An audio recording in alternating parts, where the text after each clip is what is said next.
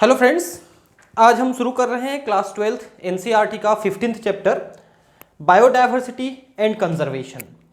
तो देखिए हमने जब क्लास 11th की biodiversity of the living world पढ़ा था, उसमें हमने देखा था कि पूरी धरती जो है बहुत सारे प्रकार के ऑर्गेनिज्म से भरी पड़ी है ना। हमने ये अंदाज लगाया था उस समय कि करीब धरती में 70 लाख स्पीसीज हैं, एनिमल्स के, प्लांट्स के, माइक्रो ऑर्गेनिजम्स वगैरह के, लेकिन उनमें से केवल 70 लाख हैं, लेकिन 17 लाख को हमने डिस्कवर किया है। 70 में से 17 लाख को हमने आइडेंटिफाई किया है। ऐसा रॉबर्ट मेयर करके एक साइंटिस्ट हुए, उन्होंने ऐसा एस्टिमेट किया है। तो देखिए जो डिफरेंट टाइप के ऑर्गेनिजम्स हैं, प्लांट्स हैं, एनिमल्स हैं, वो शुरू से ऐसे नहीं थे, वो धीरे धीरे इवोल्यूशन के द्वारा डेवलप हुए हैं और आज वाली स्थिति में आए हैं। लेकिन अनफॉर्चुनेटली पिछले करीब 150 सालों से जो ह्यूमन एक्टिविटी बढ़ी है, जंगलों को काटा गया है, जनसंख्या बढ़ी है। सिर्फ 100 सालों में ही हमने अपनी जनसंख्या डबल कर दी है पूरे अर्थ में। 100 साल पहले जो है जनसंख्या करीब 3-3.5 अरब थी, आज 7.5 अरब है। तो 100 सालों में ही हमने डबल कर दिया है, जबकि उससे पहले उसको डबल होने में 200 साल लगे थे और उससे पहले डबल होने के लिए 300 साल लगे थे। तो इस तरह से हम अगर इस आबाद गति से हम जनसंख्या को बढ़ाएंगे, पॉपुलेशन को, तो धरती में कुछ भी नहीं बचेगा।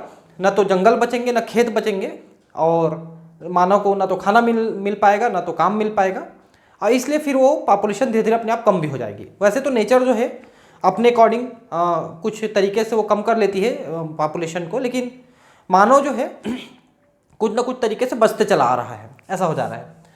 तो हम इस बायोडाइवर्सिटी को जो धरती में है, विभिन्न प्रकार के जो एनिमल्स हैं, प्लांट्स हैं, उनको हम कैसे सेव कर सकते हैं।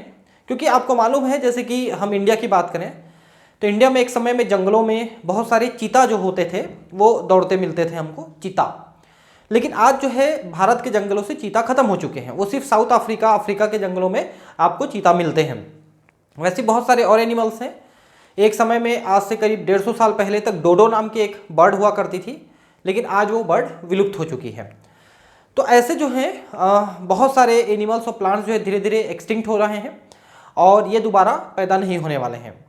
तो इस पर भी बहुत सारी थ्योरीज दिए गए हैं कि उनका इकोलॉजी पे क्या प्रभाव पड़ेगा, क्या नहीं पड़ेगा। ये सब चीज़ों को हम अब इस चैप्टर में पढ़ने वाले हैं। If an alien from a distant galaxy were to visit our planet earth, the first thing that would amaze and baffle him would most probably be the enormous diversity of the life. तो देखिए ये कह रहा है कि अगर कोई बाहर से, कोई दूसरी धरती से, कोई दूसरी जगह से अगर कोई एलियन आता है और वो हमारी धरती को देखता है, तो उसको सबसे ज़्यादा आश्चर्य यहाँ की बायोडाइवर्सिटी देख करके होती है ना। इमेज एंड बैफल, उसके दिमाग को चकरा देगा। इतने सारे एनिमल्स और प्लांट्स हमको यहाँ पर धरती में उनको देखने को मिलेंगे, दैट ही वुड एनकाउंटर, जो उनको देखने को मिलेंगे। Even for human the rich variety of living organisms with which they share this planet never ceases to astonish and fascinate us. मानव भी इन सब चीज़ों को देख करके हमेशा से चकित रहा है और हमेशा से उसको खुशी मिली है। आप देखे होंगे या महसूस किए होंगे, जब आप किसी जू में जाते हैं, जो छोटा सा जंगल का एरिया होता है, या किसी ऐसे पार्क में जाते हैं जहाँ पर बहुत सारे नेचुरल प्लांट्स और एनिमल्स मिलते हैं आपको, तो आपको एक अलग खुशी मिलती है। और कहीं आप जंगल सफारी टाइप के जगहों में घूमने जाते हो या नेशनल पार्क में कभी घूमने गए हो, तो वहाँ की वैरायटी को देख करके आपको कुछ अलग ही सुकून महसूस होता है, अलग ही खुशी मिलती है। तो ये मानव के लिए भी है, न सिर्फ एलियन के लिए, कि इन चीज़ों को देख करके उसका दिमाग जो है चकित रह जाता है और उसको बहुत खुशी महसूस होती है। The common man would find it hard to believe that there are more than 20,000 species of arms. आपको ये जान के आश्चर्य होगा कि 20,000 प्रकार के तो केवल चींटियां हैं। 3 लाख स्पीसीज जो हैं वो सिर्फ बीटल्स के हैं। एक बीटल, मैंने पहले ही बताया है, आपको फिर से बता देता हूं जो आप जानते हो, बीटल एक प्रकार का इंसेक्ट होता है। बीटल एक जानते हो आप, जो है वो डंग बीटल। डंग बीटल क्या होता है, आप बरसात के दिनों में कभी कभी देखे होंगे या हमेशा देखते होंगे, गांव में रहते होंगे तो एक काले रंग का इतना बड़ा भुंड करके बोलते हैं उसको, इतना बड़ा कीड़ा जो है ऐसे उड़ते हुए आता है, घूं ठक से टकराता है, नीचे गिर जाता है, फिर सीधा होकर फिर घूं करके घूमते रहता है, बल्ब के सामने आसपास घूमते रहता है। ये चीज़ें शायद आपने देखी होंगी, अगर आप गाँव के हैं तब तो आपको जरूर देखने को मिला होगा, क्योंकि गाँव में जो कैटल्स हैं काफ़ी ज़्यादा होते हैं, तो गोबर में ये डेवलप करता है, इसके जो लार्वा हैं, अंडे हैं, गोबर में दिए जाते हैं, इसलिए उसको डंग बीटल कहते हैं। तो उस टाइप के बीटल्स की ही जो स्पीसीज है वो 3 लाख स्पीसीज हैं। टोटल इंसेक्ट्स जो हैं जो आज तक डिस्कवर्ड हैं उनकी संख्या करीब 10 लाख है। 10,25,000 टाइप के इंसेक्ट्स हम खोज चुके हैं। हालांकि ये एनसीईआरटी में 7.5 लाख के आसपास दिया रहता है या पुराने बुक्स में। ये हालांकि मैंने ये एनसीईआरटी नई बुक से लिया है ना 2019 वाली से, उसके बावजूद इसमें पुराना डेटा ही दिया हुआ है, तो हम उसको थोड़ा सुधार लेते हैं जहाँ जहाँ पर हम जरूरत देखते हैं, है ना। तो 3 लाख स्पीसीज बीटल के हैं, 28,000 स्पीसीज फिशेस के हैं, ठीक है। आज भी कॉर्डेट्स में जो सबसे ज़्यादा टाइप के स्पीसीज पाए जाते हैं वो फिश में ही हैं।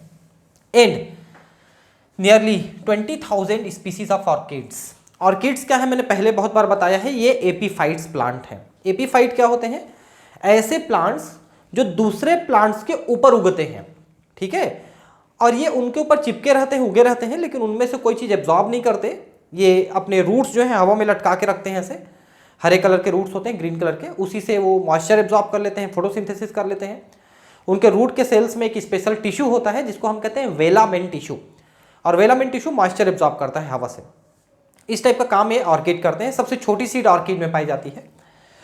और एक स्पेशल मैंने आपको सेक्सुअल डेसीट भी बताया था, जिसमें मैंने बताया था कि कुछ ऑर्किड जो है अपने फ्लावर को किसी इंसेक्ट के फीमेल जैसा बना लेते हैं, और वह इंसेक्ट धोखा खा के उसके पास आता है प्रेम संबंध बनाने के लिए, लेकिन जब देखता है कि वो फ्लावर है चले जाता है, लेकिन इस बीच में पॉलिनेट कर देता है, मतलब पॉलिन ग्रेन को चिपका देता है और दूसरे फ्लावर में ले जाके उसको छोड़ता है इसी प्रकार से। तो ये ऑर्किड है। Ecologist and evolutionary biologists have been trying to understand the significance of the such diversity by asking important questions। तो अब जो साइंटिस्ट हैं, इकोलॉजिस्ट हैं, वो ये जानना चाहते हैं कि इतनी ज़्यादा प्रकार के एनिमल्स, प्लांट्स होने का क्या इंपॉर्टेंस है। अगर इनमें से ज़्यादातर को अगर नष्ट कर दें हम, तो क्या उसका कोई प्रभाव इकोलॉजी पे पड़ेगा या नहीं पड़ेगा। इन चीज़ों को बहुत गहनता से स्टडी की जा रही है। Why are there so many species, इतने सारे स्पीसीज क्यों हैं और इनका क्या इंपॉर्टेंस है। Did such great diversity exist through out earth history, क्या हमेशा से ऐसा था? तो नहीं था। अर्थ जब बनी थी 4.5 अरब साल पहले तो गैस की गोला थी, और आज से 2 अरब साल पहले पहली बार कोई सेल बनी थी, प्रोटोसेल या सेल बनी थी। उसके बाद लगातार डेवलपमेंट होता चला गया, इवोल्यूशन होता चला गया, और तरह तरह के एनिमल्स और प्लांट्स बनते चले गए। तो हमेशा से ऐसे नहीं थे। इससे पहले अगर आप 2-4 करोड़ साल पहले का अगर हिस्ट्री देखेंगे तो ये सब एनिमल प्लांट आपको उस समय नहीं मिलेंगे। How did this diversification come about, तो बदलाव होता चला गया ना। इस बात को हम देख चुके हैं जेनेटिक्स के चैप्टर में कि जैसे जैसे वातावरण बदलता है, जो एनिमल्स हैं, प्लांट्स हैं, उनकी अगली संतानें हैं, उनकी अगली जनरेशन है, प्रोगेनी है, उनमें कुछ वेरिएशंस आते चले जाते हैं। और ये वेरिएशन धीरे धीरे बहुत सारी पीढ़ियों के बाद इतना ज़्यादा हो जाता है कि वो एक नई स्पीसीज में डेवलप कर जाता है, and that is called evolution. तो कुल मिलाकर आप कह सकते हैं कि इतने सारे जो प्लांट्स एनिमल हैं वो इवोल्यूशन के द्वारा बने हैं, चेंज के द्वारा बने हैं। How and why is this diversity important to the biosphere, क्योंकि हर एक प्रकार का एनिमल या प्लांट अपना एक रोल प्ले करता है।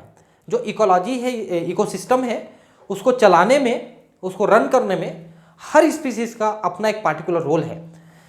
अगर वो रोल हम हटा दें वहाँ से, तो एक छोटे स्पीसीज के नष्ट हो जाने से हमको कोई बड़ा चेंज तो नज़र नहीं आता, लेकिन जरूर कोई ना कोई प्रभाव वहाँ पर पड़ता है। इस पर हम आगे एक थ्योरी पढ़ेंगे जिसको कहते हैं रिवेट पॉपर हाइपोथेसिस या रिवेट पॉपर थ्योरी। इसको हम आगे इसी चैप्टर में पढ़ने वाले हैं, मैं बताऊंगा उसको। Would it function any differently if the diversity was much less, तो अगर इतने सारे नहीं बनते और कम बनते तो क्या अलग होता इकोसिस्टम? तो बिल्कुल अलग होता। How do human benefit from the diversity of life, तो मानव जो है हर प्रकार के एनिमल प्लांट को अपने वेलफेयर के लिए वो यूज करता है। वो कुछ भी खा सकता है, किसी को भी अपनी जरूरत के लिए इस्तेमाल कर सकता है। क्या चीजें खाई जा सकती हैं, ये चीजें आप चाइनीज लोगों से सीखिए। ऐसा कोई कीड़ा मकोड़ा नहीं है जिसको चाइनीज लोग नहीं खाते हैं। और वैसे ही एक आप देखते हैं वो जो मैन वर्सेस वाइल्ड की एक वो आती है, सीरियल आती है इसमें डिस्कवरी में, तो वो जो बियर ग्रिल है वो आपको बताएंगे कि क्या क्या चीज़ खाई जा सकती है जिसको आप कल्पना नहीं कर सकते, ऐसी चीज़ों को खा के दिखाता है, ठीक है। और बहुत सारी चीज़ें हैं, न सिर्फ खाना बल्कि बहुत सारी चीज़ें हैं जो मानव जो है इनसे निकालता है, इनसे लेता है। तो पहले हम बात करेंगे बायोडाइवर्सिटी की। तो बायोडाइवर्सिटी का मतलब है types of animals, plants and organisms in the earth. Earth में जितने प्रकार के ये पाए जाते हैं वो इसकी बायोडाइवर्सिटी कहलाती है। अब ये अलग बात है कि कुछ देश ऐसे हैं जिनके पास रिच बायोडाइवर्सिटी है, जिसमें इंडिया जो है आता है, इंडिया उसके अंदर आता है।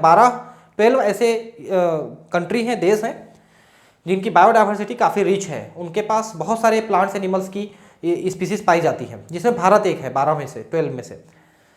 और बहुत सारे ऐसे देश हैं जिनके पास ये बायोडाइवर्सिटी रिच नहीं है, उनके पास बहुत कम प्लांट्स, बहुत कम एनिमल्स हैं, लेकिन उनका भी वो विशफुली बहुत अच्छे तरीके से वो यूज़ करते हैं। In our biosphere immense diversity और heterogeneity exist not only at the species level but at all level of biological organisation ranging from macromolecules within cells to biomes. तो यहाँ पर आप देख सकते हैं कि बहुत सारी प्रकार पाए जाते हैं, न सिर्फ स्पीसीज की, बल्कि अगर हम एक व्यक्ति देखें, एक कोई एनिमल या प्लांट देखें, तो उसके अंदर सेल्स में, मैक्रोमॉलिक्यूल्स में, है ना, इतने सारी डिफरेंसेस नज़र आती हैं। और बायोम, तो बायोम तो हम जानते हैं कि बड़े बड़े एरिया हैं जहाँ पर हम 6 प्रकार के बायोम पढ़े थे, आपको याद होगा, जिसमें टुंड्रा था, ट्रॉपिकल रेन फॉरेस्ट था, डेजर्ट था, ऐसे बहुत सारे पढ़े थे ना 6 प्रकार के। तो बायोम लेवल में आप जाएंगे तब तो ये डाइवर्सिटी बहुत ज़्यादा बढ़ती चली जाएगी। Biodiversity is the term popularized by the sociobiologist Edward Wilson to describe the combined diversity at all the level of biological organization. तो देखिए, ये जो एडवर्ड विल्सन है महोदय, ये सोशियोबायोलॉजिस्ट हैं, मतलब ये सोशियोलॉजी के भी अच्छे जानकार और बायोलॉजी के भी अच्छे जानकार। इन्होंने बायोडाइवर्सिटी को डिफाइन किया और क्या कहा, combined diversity at all level of biological organisation the most important of them are. तो इन्होंने कहा कि बायोडाइवर्सिटी बायोलॉजिकल ऑर्गेनाइजेशंस का एक कंबाइंड ग्रुप है, एक मिला हुआ स्वरूप है। अब इसमें क्या क्या चीज़ होते हैं, किस तरह से ये डाइवर्सिटी हो सकती है, क्या क्या चीज़ों में बदलाव हो सकते हैं, अलग अलग किस्म हो सकते हैं, टाइप हो सकते हैं। तो पहला है जेनेटिक डाइवर्सिटी। जेनेटिक डाइवर्सिटी का मतलब कि कोई एक स्पीसीज है, उस स्पीसीज के अलग अलग वेराइटी पाए जाना, ये जेनेटिक डाइवर्सिटी है। जैसे कि देखिए, भारत में केवल राइस के, चावल के 50,000 वेराइटी पाए जाते हैं। हालांकि इसी में पहले एनसीईआरटी में किसी चैप्टर में हमने पढ़ा था कि 1 लाख वेराइटी है चावल के, लेकिन यहाँ पर फिर से 50,000 दे रहा है। तो चावल के 50,000 वेराइटी है। ये जेनेटिकली डिफरेंट है, थोड़ा बहुत इनमें अंतर होता है। कुछ चावल तो आप जानते हो, जैसे दुबराज चावल आप जानते होंगे, एचएमटी आप जानते होंगे, है ना, और बासमती राइस आप जानते हो। तो इस टाइप के 50,000 वेराइटी हैं चावल के, और वैसी केवल मैंगो के 1,000 वेराइटी है। तो एक ही स्पीसीज में एक से ज़्यादा वेराइटी का पाया जाना वो जेनेटिक डाइवर्सिटी कहलाता है। चलिए अब इसका डेफिनेशन पढ़ लेते हैं एक बार। A single species might show high diversity at the genetic level over its distributional range. तो कई प्रकार की वेराइटीज का पाया जाना किसी एक स्पीसीज का, है ना। The genetic variation shown by the medicinal plant Rauwolfia vomitoria growing in different Himalayan ranges might be in terms of potency and concentration of the active chemicals reserpine that the plant produces. India has, अब आगे तो पढ़ लिए, देखिए इस plant का नाम है सर्पगंधा, राउल्फिया वोमिटोरिया या राउल्फिया सर्पेंटाइना भी कहते हैं इसको। इसके कुछ अलग अलग स्पीसीज हैं, लेकिन है वही चीज़ें, सर्पगंधा। इससे एक केमिकल निकलता है रेसरपिन। ये जो केमिकल है, एल्केलॉइड है, इसको हम मेडिसिन के तौर पे यूज़ करते हैं ब्लड प्रेशर के लिए या फिर पागलपन की दवाई के लिए, मैडनेस, दिमागी हालत, जिनका मेंटल डिस्टर्बेंस रहता है उनके लिए। तो ये जो रेसरपिन है, इसका कॉन्सेंट्रेशन कितना रहेगा? तो आपने सुना होगा कि हिमालय में जो जड़ी बूटियां पाई जाती हैं, जो मेडिसिनल प्लांट पाए जाते हैं, उनमें मेडिसिनल प्रॉपर्टी ज़्यादा होते हैं। वो इसलिए कि उधर पॉल्यूशन कम है और इसलिए वो ठंडे इलाके में है, इसलिए वो ज़्यादा इसको डेवलप कर पाते हैं मेडिसिनल वैल्यू को। तो रेसरपिन उधर के राउल्फिया में ज़्यादा पाए जाएंगे। लेकिन अगर ये राउल्फिया सर्पेंटाइना या वोमिटोरिया आप प्लेन एरिया में आप पैदा करते हो, अपने एरिया में पैदा करोगे नीचे साइड में, तो उसमें शायद ये मेडिसिनल प्रॉपर्टी थोड़ी सी कम रहेगी, लेस रहेगी, ऐसा है। और जैसा हमने कहा 50,000 राइस के और 1,000 मैंगो के स्पीसीज हैं, वेराइटी है सॉरी। तो इसको आपको थोड़ा सा ध्यान रखना है कि जेनेटिक डाइवर्सिटी का मतलब है एक ही स्पीसीज की कई वेराइटीज का पाया जाना, ठीक है। अब दूसरा है स्पीसीज डाइवर्सिटी। अब देखिए, आप किसी एक ग्रुप के एनिमल या प्लांट को ले लो, ठीक है, और उनकी अलग अलग स्पीसीज को आप काउंट करो, तो आपको उसमें बहुत सारे वेरिएशन नजर आएंगे। जैसे मान लो आप मैमल को ले लो, तो मैमल्स के करीब 30,000 स्पीसीज पूरी धरती में पाए जाते हैं। या फिर आप एम्फीबियन ले लो, है ना, तो एम्फीबियन के भी काफ़ी ज़्यादा स्पीसीज धरती में पाए जाते हैं। अब भारत में जानते होंगे एक एरिया है जिसको हम कहते हैं वेस्टर्न घाट। वेस्टर्न घाट ये केरला और इस साइड के आसपास के एक लंबी सी एक लाइन है पूरी किनारे की, वो एरिया जो है वेस्टर्न घाट है। वेस्टर्न घाट जो है भारत की मेगा बायोडाइवर्सिटी वाले एरिया में आता है, ठीक है, हॉटस्पॉट में आता है। हॉटस्पॉट का मतलब क्या है? हॉटस्पॉट का मतलब ऐसे एरिया जहाँ पर कुछ एनिमल्स या प्लांट की ऐसी स्पीसीज पाई जाती हैं जो दुनिया में नहीं पाई जाती, उनको हम हॉटस्पॉट और उस एरिया को पूरा प्रोटेक्टेड एरिया घोषित करके रखते हैं हम। तो जो वेस्टर्न घाट है भारत की, उसमें एम्फीबियंस कुछ ऐसे पाए जाते हैं जो दुनिया में और कहीं नहीं पाए जाते, ठीक है। तो वहाँ पर स्पीसीज डाइवर्सिटी बहुत रिच है। The diversity at the species level, for example the Western Ghats have a greater amphibian species diversity than the Eastern Ghat. Eastern Ghat ये आपके ईस्टर्न नॉर्थ ईस्ट एरिया जो है पूरा वो ईस्टर्न घाट में आता है। तो वहाँ पर एम्फीबियन की उतनी स्पीसीज आपको नहीं मिलेंगी जितनी स्पीसीज आपको वेस्टर्न घाट में मिलती है, ऐसा कहना है। तो स्पीसीज डाइवर्सिटी अलग अलग एरिया में अलग अलग आपको मिलेंगी। इकोलॉजिकल डाइवर्सिटी, अब इकोलॉजी के लेवल में आप बात करिए तो आपको अलग अलग एरिया में, केवल भारत में ही अगर आप देखेंगे तो कई प्रकार के इकोलॉजिकल हैबिटेट्स और इकोलॉजिकल एरिया आपको देखने को मिलेंगे जिनकी कैरेक्टरिस्टिक फीचर बिल्कुल डिफरेंट होती है। वहाँ पर पाए जाने वाले प्लांट्स और एनिमल्स के टाइप्स बहुत डिफरेंट होते हैं। ऐसे आपको बहुत सारे एरिया देखने को मिलेंगे। At the ecosystem level, India for instance, जैसे इंडिया में विद इट्स डेजर्ट, ये देखिए मरुस्थल आ गया, भारत में ये सारी चीज़ें देखने को मिल रही। रेन फॉरेस्ट जो घने जंगल हैं, ठीक है, जैसे मेघालय है ना, उस एरिया में घने जंगल आपको मिलेंगे। मैनग्रूव्स, मैनग्रूव्स क्या होते हैं? ये दलदली इलाके होते हैं। दलदली इलाके में दलदल तो होता ही है, मार्सी एरिया, साथ में वहाँ का जो सॉल्यूशन होता है, वाटर होता है, वो बहुत ज़्यादा साल्टी होता है। इसलिए मैनग्रूव जो प्लांट होते हैं उनको एक तो साल्ट का बहुत ज़्यादा कॉन्सेंट्रेशन झेलना पड़ता है, दूसरा दलदल में ऑक्सीजन नहीं रहता तो उनके रूट्स को ऐसे बाहर निकलना पड़ता है सांस लेने के लिए। उनको अपन न्यूमेटोफोर्स कहते हैं। इसके बारे में मैंने मार्फोलॉजी वाले चैप्टर में, मार्फोलॉजी ऑफ प्लांट्स वाले चैप्टर में इसको ठीक से बताया है। आप एक बार वहाँ जाके पढ़ लेंगे तो आपको क्लियर हो जाएगा। भारत में मैनग्रूव जो है वेस्ट बंगाल में आपको देखने को मिलेगा। वेस्ट बंगाल में एक जगह है जिसको कहते हैं सुंदरबन। अगर आप उधर के हैं तो बहुत अच्छे से जानते होंगे सुंदरबन, जहाँ पर ये एरिया है बहुत बड़ा, उसमें टाइगर भी पाए जाते हैं, व्हाइट टाइगर भी पाए जाते हैं सुंदरबन में। कोरल रीफ, कोरल रीफ क्या है? देखिए, जो समुद्री जीव हैं, मैरीन एनिमल्स, और जिनके पास कैल्शियम कार्बोनेट है, किसी में शरीर के किसी हिस्से का कोई हिस्सा है कैल्शियम कार्बोनेट का बना हुआ, जैसे कवर वगैरह है, सेल वगैरह है, तो जब ये मर जाते हैं तो कैल्शियम कार्बोनेट ऐसी और भी दूसरे इस तरह के हार्ड केमिकल्स जो हैं वो इकट्ठे होते जाते हैं समुद्र में और बड़े बड़े पहाड़ बना लेते हैं। वो हजारों किलोमीटर लंबे चौड़े पहाड़ होते हैं, वो हिल एरिया टाइप का समुद्र के अंदर, उनको हम कोरल रीफ कहते हैं।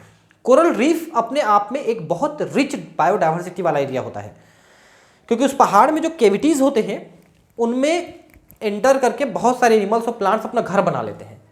तो जो कोरल रीफ है वो बहुत रिच बायोडाइवर्सिटी वाला एरिया माना जाता है। वेटलैंड्स, ये भी दलदली इलाके हैं जहाँ पर पानी भरे होते हैं। एस्चुरीज, मैंने बताया था जहाँ पर नदी जो है समुद्र में मिलती है उस एरिया को अपन एस्चुरी कहते हैं। इसमें जो है फ्रेश वाटर और मेरीन वाटर दोनों मिलते हैं, इसलिए यहाँ की इकोलॉजी थोड़ी अलग होती है। इन एल्पाइन मीडोज, एल्पाइन मीडोज कौन, जहाँ पर कोन्स डेवलप होते हैं, बहुत ठंडे इलाके जहाँ पर बर्फ पड़ती है, तो वहाँ पर चौड़े प्लांट मैंगो पीपल बरगद ऐसे नहीं उगते हैं, वहाँ पर पाइनस जैसे कोन प्लांट्स उगते हैं जो कोन शेप में रहते हैं और बर्फ पड़ने पर नीचे गिर जाते हैं, बर्फ नीचे गिर जाती है, उनको एल्पाइन मीडोज कहते हैं। Has a greater ecosystem diversity than the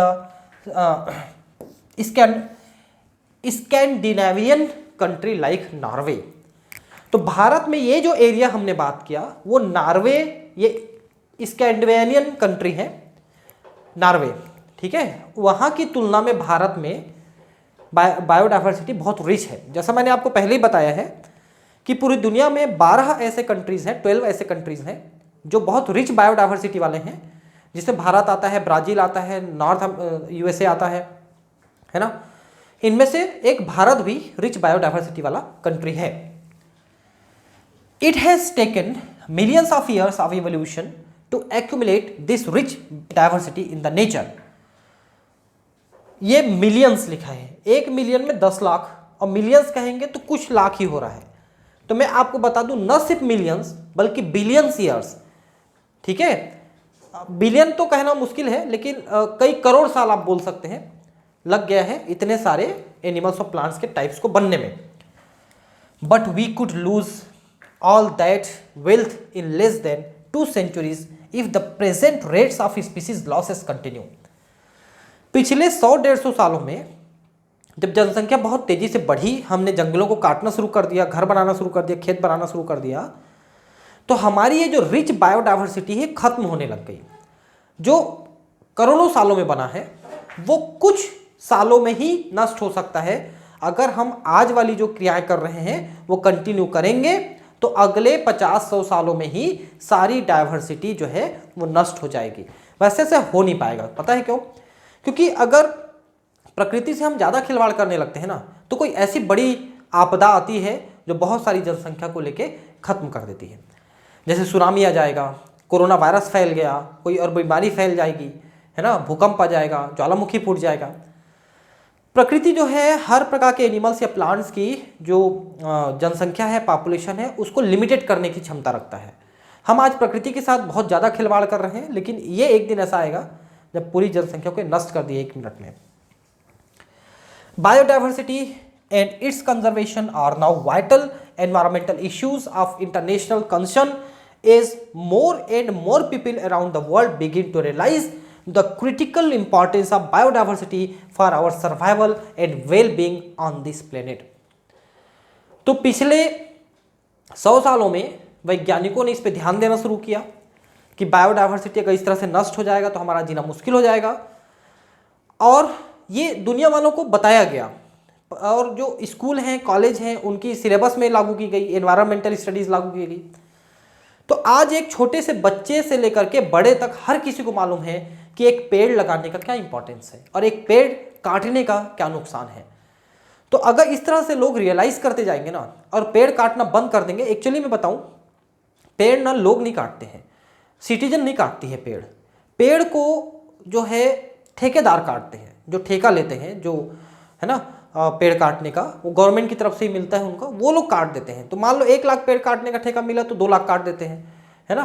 तो भ्रष्टाचार है ना हर जगह, हर देश में भ्रष्टाचार जो है, करप्शन जो है, इसके कारण से जंगल नष्ट हो रही है। अगर गवर्नमेंट एक बार डिसाइड कर ले कि आज के बाद कोई पेड़ नहीं कटेंगे, हमको नहीं चाहिए उसका रेवेन्यू, तो पेड़ कटना बंद हो जाएंगे। लेकिन ऐसा हो नहीं सकता, क्योंकि ज़्यादातर जो देश हैं, ज़्यादातर जो कंट्री हैं, वो उनकी जो इकोनॉमी है वो जंगलों से निकल के आती है। तो अगर वो बंद कर देंगे तो पैसा नहीं आएगा, तो जनता को क्या खिलाएंगे। बस इस टाइप की जो फीलिंग है उसके कारण से हम बायोडाइवर्सिटी को सेव नहीं कर पा रहे हैं। जनता नहीं काटती है, जनता को आप नहीं देखोगे कि कोई कुल्हाड़ी लेके चला गया हो और पेड़ काट के ले आया हो, ऐसे बहुत कम होते हैं। ये पेड़ कटवाई जाती है, ये दिक्कत है।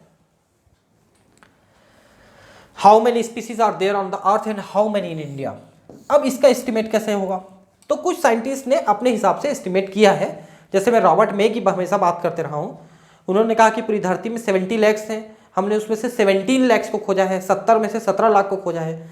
ऐसे बहुत सारे वैज्ञानिकों ने अपना अपना मत दिया है कि शायद इतने स्पीसीज़ हैं। क्योंकि मैं आपको बताऊं, कुछ ऐसे एरिया हैं आज भी जहां पर हम बहुत ज़्यादा नहीं पहुंच पाए हैं और वहां की स्पीसीज़ को बहुत ज़्यादा एक्सप्लोर नहीं कर पाए हैं। जैसे कि अमेज़न रेन फॉरेस्ट है, वो इतने घने हैं कि अंदर घुसते ही अंधेरा हो जाता है, रात हो जाएगी आपको, क्योंकि सनलाइट नीचे तक नहीं पहुंच पाती, इतना घना जंगल है।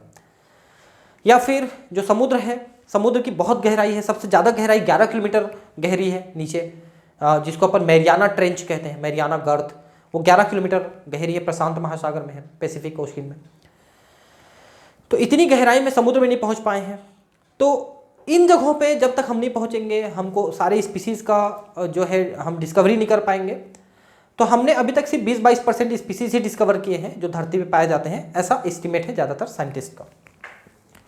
Since there are published records of all species discovered and named, we know how many species in all have been recorded so far. तो चूंकि जो डिस्कवर होते हैं उनका रिकॉर्ड है हमारे पास, तो उससे हम ये बता सकते हैं कि हमने इतना खोजा है, लेकिन और कितना बचा है ये बताना एकदम सही मुश्किल है। But it is not easy to answer the question of how many species there are on the earth. धरती में कितने हैं ये बताना मुश्किल है, कितना हमने खोजा है ये तो हम बता सकते हैं रिकॉर्ड से। According to the International Union for Conservation of Nature and Natural Resources IUCN 2004, the total number of plants and animals species described so far is slightly more than 1.5 millions, but we have no clear idea of how many species are yet to be discovered and described. तो IUCN ने 2004 में बताया कि करीब 15 lakh species को हमने identify किया है। लेकिन सोचिए 2004 मतलब आज से 16 साल पहले की ये रिकॉर्ड है, और हर साल जो है 4 से 5 हज़ार नए स्पीसीज रिकॉर्डेड किए जाते हैं, खोजे जाते हैं, और भी ज़्यादा खोजे जाते होंगे। और आजकल तो ये एस्टिमेट है कि हम करीब 17 लाख को खोज चुके हैं, ठीक है ना, 17 लाख। तो कितना है ये अंदाज लगाना मुश्किल है, इतना तो हमने डिस्कवर किया है। Estimates very widely and many of them are only educated guesses. तो जो गेस किए गए हैं, अंदाज लगाए गए हैं, वो सिर्फ अंदाज है, ऐसा कोई साइंटिफिक वे नहीं है जिससे हम ये जान पाए कि वास्तव में कितने हो सकते हैं। ये सिर्फ अंदाज है कि उस एरिया में गए, थोड़ा सा खोजबीन किया, आ गए, अब हम अंदाज लगाए कि उस एरिया में और कितने हो सकते हैं, ऐसा बस। For many taxonomic groups species inventories are more complete in temperate than in tropical countries. तो ये जो खोजबीन है, हमारा डिस्कवरी है, वो टेम्परेट एरिया में तो काफ़ी हमने कर लिया है, ट्रॉपिकल एरिया में नहीं कर पाए हैं। उसके पीछे कई कारण हैं। पहला है टेम्परेट का मतलब ठंडे इलाके, ट्रॉपिकल मतलब गर्म और पानी वाले इलाके। जैसे हम लोग जो रहते हैं भारत में, तो ये ट्रॉपिकल सब ट्रॉपिकल में आता है। ठंडे इलाके जैसे यूरोप है, अमेरिका है, ये टेम्परेट है। जो टेम्परेट इलाके हैं ठंडे वाले, वहाँ पर जो डाइवर्सिटी है वो कम है, उधर टाइप ऑफ स्पीसीज कम है, क्योंकि उतने ठंड में बहुत कम ऐसे प्लांट्स और एनिमल्स हैं जो जिंदा बसते हैं, इसलिए वहाँ की जो डाइवर्सिटी है वो लेस है। दूसरी चीज़ ये है कि शुरू से उधर जो है ज़्यादा साइंटिस्ट हुए ये सब चीज़ों पे स्टडी करने वाले, और वो लोग लगे रहे, तो उन्होंने अपने एरिया के ज़्यादातर स्पीसीज को एक्सप्लोर कर लिया। लेकिन जो ट्रॉपिकल एरिया है वो ज़्यादातर गरीब देशों में है, और जहाँ पर रिच बायोडाइवर्सिटी है ना, और यहाँ पर कम साइंटिस्ट रहे हैं इस फील्ड पे काम करने वाले, और जो हैं उन्होंने जो किया अपने लेवल में किया बेचारे। तो बहुत ज़्यादा होने पर और उनकी कम संख्या हमने आइडेंटिफाई किया है, इसलिए ट्रॉपिकल एरिया जो है वो अभी एक्सप्लोर होने बाकी है। जैसा मैंने कहा अमेज़न रेन फॉरेस्ट, उसमें अंदर जाकर के और एक्सप्लोर करना बाकी है। Considering that an overwhelmingly large proportion of the species waiting to be discovered are in the tropics, तो ट्रॉपिकल एरिया में ही ज़्यादा स्पीसीज हैं जो अभी भी डिस्कवर नहीं हो पाए हैं। Biologists make a statistical comparisons of temperate and tropical species richness of an exhaustively studied group of insect and extrapolate this ratio to other groups of animal and plants to come up with a gross estimate of the total number of species on the earth। ठीक है, तो इसमें ये कह रहा है कि insect के बहुत सारे ग्रुप की स्टडी की गई है ना, टेम्परेट एरिया में, ट्रॉपिकल एरिया में, और उससे ये एक्स्ट्रापोलेट किया गया, उससे ये अंदाज लगाया गया कि कितने प्लांट्स और एनिमल्स जो हैं इन एरिया में हो सकते हैं। Some extreme estimates range from 20 to 50 millions. कुछ अंदाज ऐसा हो जाता है कि करीब 20 मिलियन से 50 मिलियन स्पीसीज हो सकते हैं, ऐसा कुछ ने कहा, जो बहुत ज़्यादा है। 20 मिलियन का मतलब 200 लाख, 50 मिलियन मतलब 500 लाख, इतने स्पीसीज हो सकते हैं धरती में, ऐसा कुछ लोगों ने अंदाज लगा लिया, लेकिन ये शायद गलत लगता है। But a more conservative and scientifically sound estimate made by Robert Mayer, मैंने आपको इसके बारे में बताया कई बार, places the global species diversity at about 7 million. ये देखिए कहाँ 20 से 50 और कहाँ 7 मिलियन का मतलब 70 लाख।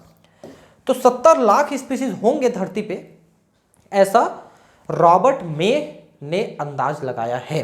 ठीक है, और ये कहना है इन लोगों का कि ये कुछ हद तक सही हो सकता है, जरूरी नहीं कि सही हो सकता है ये 7 की जगह 10 मिलियन हो या 5 ही मिलियन हो, है ना, ऐसा हो सकता है। लेकिन लग रहा है कि शायद ये सही बोल रहे होंगे, क्योंकि हमने करीब 15 से 17 लाख स्पीसीज को अभी तक आइडेंटिफाई किया है और 70 लाख होंगे, ऐसा अंदाज लगभग ठीक लगता है।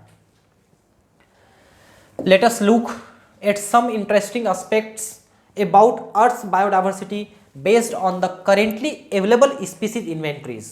ठीक है, अब कुछ ऐसे रिकॉर्ड को हम देखेंगे, एस्पेक्ट्स को हम देखेंगे जो आज हमारे पास उपलब्ध है और जो हमको आश्चर्यचकित करता है।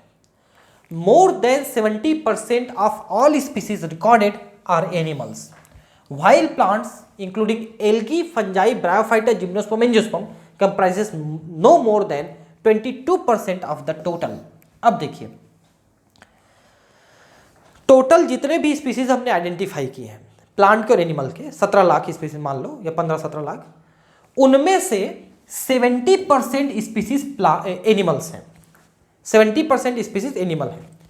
बचा 30 में से 22% जो है वो प्लांट है। अब प्लांट में हमने देखिए एल्गी, फंजाई, ब्रायो, जिम्नो और एंजियो को शामिल कर दिया है, मतलब लगभग सारे प्लांट शामिल हैं। तो जो बाकी 8% पार्ट है उसको कौन बनाते हैं? तो उसको बनाते हैं माइक्रो ऑर्गेनिजम्स, प्रोटोजोअन्स, ये सब बनाते हैं। Among animals insect are the most species rich taxonomic group making up more than 70% of the total। अब देखिए हमने कहा टोटल का 70% एनिमल है और एनिमल का 70% इंसेक्ट है।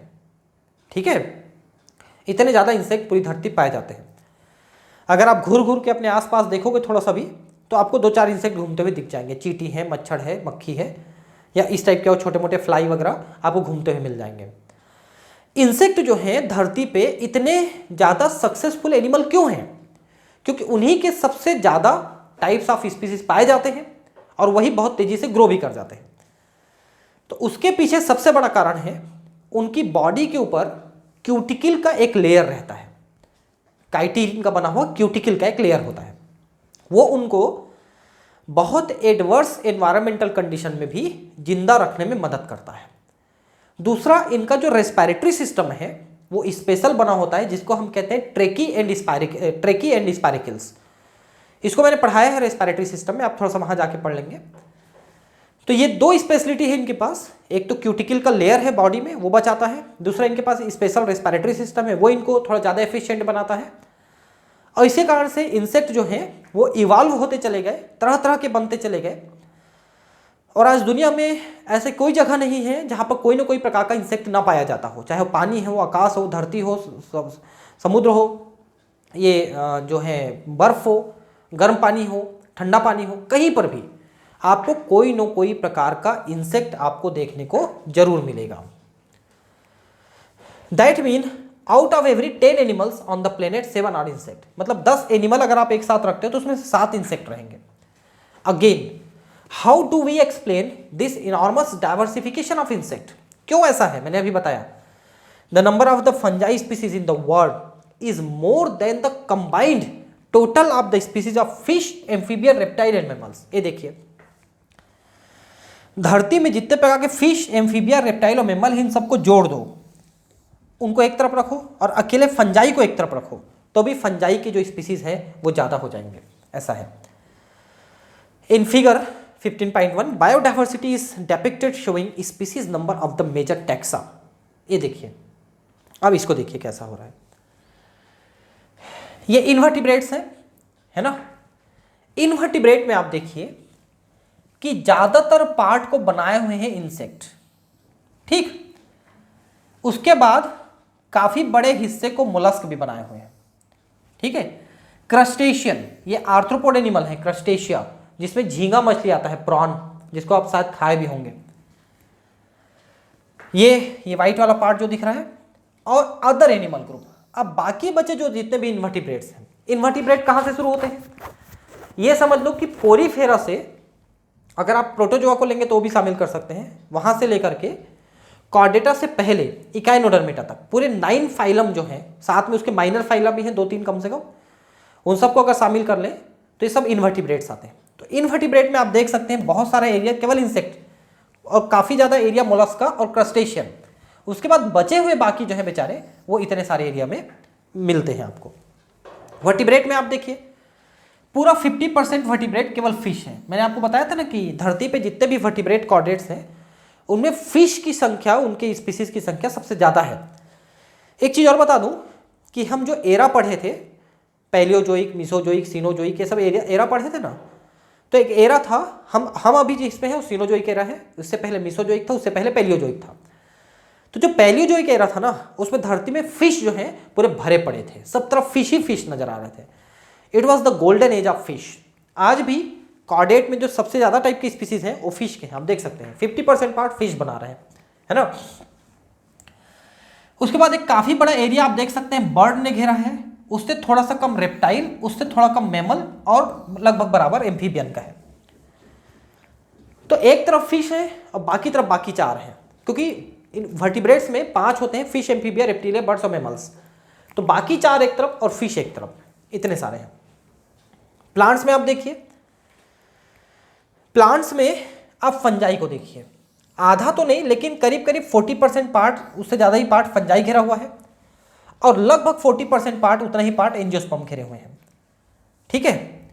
उसके बाद आप देखिए कि ये वाला जो एरिया है रेड वाला, ये एल्गी का है, येलो वाला लाइकेन, ब्लू वाला, ये ब्लू टाइप का जो कलर है ये मॉसेस का है, और बाकी में फर्न्स एंड एलाइज, मतलब फर्न है, जिम्नोस्पर्म है, fern is the Pteridophyta, gymnosperm है, और बाकी कोई अगर प्लांट बचा तो बाकी एरिया इसी में आएगा, इस एरिया में, ठीक है।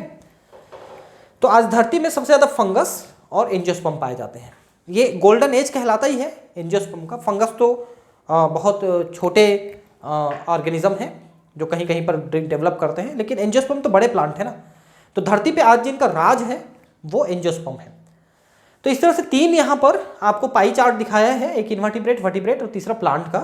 तो आप इससे अंदाज लगा सकते हैं कि जो बायोडाइवर्सिटी है धरती पे, उनमें किनका राज है। अब एक चीज़ मैं आपको बता दूं कि भले ही यहाँ पर आपको इंसेक्ट जो है 70% एनिमल को आपको दिखाता है कि इंसेक्ट है, लेकिन इंसेक्ट का राज नहीं है धरती पे। धरती पे राज है मैमल्स का।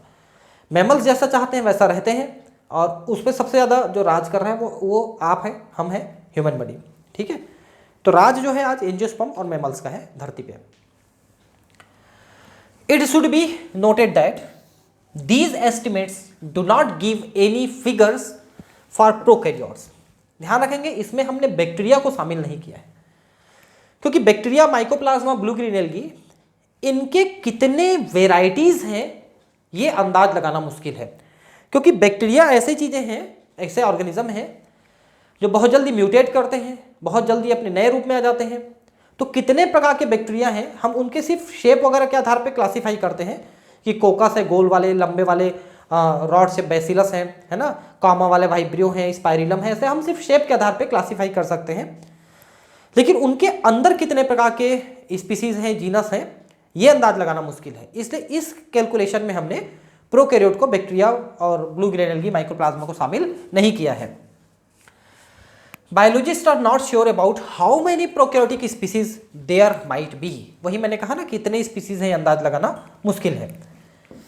The problem is that conventional taxonomic methods are not suitable for identifying microbial species, and many species are simply not culturable under laboratory conditions.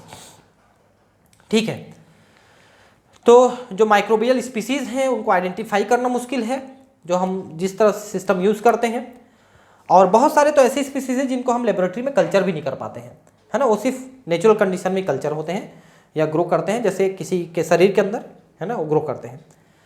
If we accept biochemical or molecular criteria for delineating species for this group, then their diversity alone might run into millions. तो अगर हम जो microbes हैं उनको biochemical या molecular criteria के आधार पे classify करना शुरू करें तो उन्हीं के जो है लाखों प्रकार, मिलियन मतलब 10 लाख, तो 10 लाख और उससे ज़्यादा भी टाइप्स हो जाएंगे। जितने कि आज हम टोटल स्पीसीज नहीं खोजे हैं उतने स्पीसीज तो केवल बैक्टीरिया के हो जाएंगे, इसलिए हम उनको अभी फिलहाल इसमें शामिल नहीं किए हैं। ऑन फ्यूचर हो सकता है इनको शामिल किया जाए और हम इसको स्टडी में लाएं। Although India has only 2.4% of the world land area, its share of the global species diversity is impressive 8.1%। देखिए क्या लिखा है कि पूरे धरती में जितना भी जमीन है, जितना भी लैंड एरिया है, उसका केवल 2.4% हमारे भारत के पास है। भारत का जो लैंड एरिया है टोटल का 2.4%, लेकिन पूरी दुनिया में जो स्पीसीज डाइवर्सिटी है उसका 8.1% हम भारत में रखते हैं। मतलब भारत जो है पूरी दुनिया का 8.1% स्पीसीज केवल अपने अंदर समाये हुए हैं, जबकि लैंड सिर्फ 2.4% है। तो बड़े जो लैंड वाले हैं, जैसे जैसे चीन है, चीन हमसे 2.5 गुना बड़ा है लैंड एरिया के मामले में। लेकिन आपको बता दूं जानकारी के लिए कि चीन का सिर्फ 33% के आसपास एरिया ही रहने लायक है, वहाँ पर स्पीसीज मिलते हैं, एनिमल्स, प्लांट्स, ह्यूमन। बाकी जो 66% एरिया है वो करीब करीब डेजर्ट है। तो ऐसे बहुत सारे देश हैं जिनके पास कोल्ड डेजर्ट या हॉट डेजर्ट वाले बड़े एरिया हैं और जिनमें आपको स्पीसीज डाइवर्सिटी बहुत कम मिलेंगे, जबकि वो बड़े एरिया को कवर करते हैं। ठीक है, बड़े बड़े ग्रासलैंड है ना, बड़े बड़े टुंड्रा एरिया हैं, तो उनके पास बायोडाइवर्सिटी रिच नहीं है। That is what makes our country one of the 12 mega diversity countries of the world. अभी मैंने इसमें कई बार आपको इस चीज को बताया कि पूरी दुनिया में 12 ऐसे देश हैं, 12 ऐसी जगह हैं जो मेगा डाइवर्सिटी में आते हैं, उसमें भारत एक देश है। Nearly 45,000 species of plants and twice as many of animals have been recorded from the India. देखिए, भारत से ही केवल 45,000 प्रकार के प्लांट और 90,000 से भी ज्यादा प्रकार के एनिमल्स खोजे जा चुके हैं भारत से। How many living species are actually there waiting to be discovered and named. अब पता नहीं कितने ज्यादा और हम खोज सकते हैं, मिल सकता है, वो है, हो सकते हैं इनसे कई गुना ज्यादा। If we accept May's global estimate, only 22% of the total species have been recorded so far। तो मे ने कहा कि 70 लाख हो सकते हैं, उनमें से हमने 17 लाख को खोजा है, तो ये करीब 20 से 22% ही होता है कि जो हमने अभी तक डिस्कवर किया है। अगर उसको हम भारत में लागू करें कि भारत में इतने हो सकते हैं, तो भारत में अगर हमने टोटल 1.5 लाख स्पीसीज खोजे हैं और ये केवल 20% है अगर, तो आप इसका 5 गुना कर दीजिए तो करीब 7 साढ़े 7 लाख स्पीसीज भारत में हो सकते हैं। ऐसा अंदाज आप लगा सकते हैं अगर टोटल उसी के आधार पे आप एस्टिमेट करते हैं तो। Applying this proportion to India diversity figures, we estimate that there are probably more than 1 lakh species of plants and more than 3 lakh species of animals yet to be discovered and described। देखिए, मैंने वही अंदाज लगाया ना, अभी लगभग उतने ही plant animal यहाँ पर दिया है। Would we ever be able to complete the inventory of the biological wealth of our country? क्या हम कभी इतना कर पाएंगे खोज? नहीं कर पाएंगे। कारण बताएं कि जब तक आप इतना खोजोगे ना, तब तक बहुत सारी स्पीसीज विलुप्त हो चुके रहेंगे और कुछ नई स्पीसीज बन चुके रहेंगे, तो सबको खोजना लगभग नामुमकिन है। Consider the immense trained man power, taxonomist and the time required to complete the job. देखिए, एक इंसान जो टैक्सोनॉमिस्ट है, जब वो खोजने चालू करता है किसी स्पीसीज को, उसको आइडेंटिफाई करना, क्लासीफाई करना, तो अपनी पूरी वर्किंग लाइफ में मान लो कि कोई 25-30 साल की उम्र से खोजना चालू करता है, 70 साल की उम्र तक काम करता है, मतलब मान लो 40 साल अपनी ज़िंदगी में काम करता है। तो 40 साल की ज़िंदगी में वो हर साल 1 या 2 स्पीसीज मैक्सिमम खोज सकता है और डिस्क्राइब कर सकता है, इतना ज़्यादा वर्क करना पड़ता है। तो अपनी ज़िंदगी में 30-40 स्पीसीज एक व्यक्ति खोज सकता है। मान लो 50 खोज लेगा, 100 खोज लेगा सपोज, और हमको खोजना कितना है? 3 लाख एनिमल और 1 लाख प्लांट खोजना है हमको। तो सोचिए कि कितने ज़्यादा लोग लगेंगे इस चीज़ को खोजने के लिए, और इतना मैन पावर होना मुश्किल है क्योंकि इतने सारे साइंटिस्ट ना तो डेवलप होते हैं ना होंगे। The situations appears more hopeless when we realize that a large fraction of these species faces the threat of becoming extinct even before we discover them. हमारे खोजे जाने से पहले ही बहुत सारे स्पीसीज तो विलुप्त हो चुके रहेंगे. Nature's biological library is burning even before we cataloged the title of all the books stocked there. ठीक है, तो इनको खोजने से पहले ही बहुत सारे तो नष्ट हो चुके रहेंगे, यही कहना है इनका घुमा फिरा के. ठीक, तो अब जो हम पढ़ेंगे आगे पैटर्न्स ऑफ बायोडाइवर्सिटी, है ना, लेटिट्यूडनल ग्रेडियंट, लॉन्गिट्यूडनल ग्रेडियंट, ये सब हम अगले क्लास में समझने की कोशिश करेंगे और इसको डिटेल हम पढ़ेंगे. ठीक है, तो ठीक है फ्रेंड्स, हम मिलते हैं अगले क्लास में और यहाँ पर हम अगले क्लास में इसको ठीक से समझने की कोशिश करेंगे. ठीक है, और अभी भी आपसे रिक्वेस्ट है बॉस कि अगर आपने सब्सक्राइब नहीं किया है मेरा चैनल तो कृपया कर लें और अपने दोस्तों को भी शेयर कर दें, बता दें मेरे चैनल के बारे में अगर आपको पसंद आ रहे हैं मेरे वीडियोस. और बहुत जल्दी मैं केमिस्ट्री चालू कर रहा हूँ, ये बायो ख़त्म करके, तो मैं आपको लिंक भेजूँगा मेरे केमिस्ट्री चैनल का. हिंदी और इंग्लिश 2 अलग अलग चैनल में चलाऊँगा. उसमें अगर आप हिंदी मीडियम के बच्चे हैं तो आपके लिए अलग चैनल रहेगा जिसमें पूरे हिंदी में लिखा रहेगा ये NCERT से, और इंग्लिश के तो इंग्लिश का अलग. तो आपको दोनों के लिंक मैं भेजते रहूँगा, है ना. आप लोग अगर बता दें मुझे कि आप हिंदी के इंग्लिश के हैं तो आपको पार्टिकुलर उसके लिंक मैं भेजते रहूँगा. मिलते हैं फिर अगले क्लास में. Thank you, bye.